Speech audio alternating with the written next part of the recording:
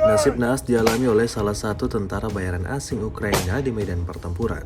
Rekamannya ramai beredar di media sosial Telegram pada Selasa 4 Juni 2024.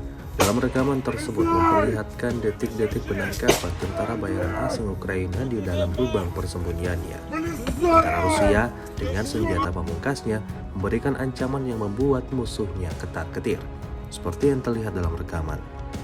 Rentetan tembakan Rusia mengantarkan tentara bayaran asing Ukraina untuk menyerah. Ia merangkak keluar saat tentara Rusia memberikan peringatan yang kesekian kalinya. Tidak diketahui pasti seperti apa nasib tentara bayaran asing Ukraina ini selanjutnya. Video ini viral dan menuai beragam komentar dari warga.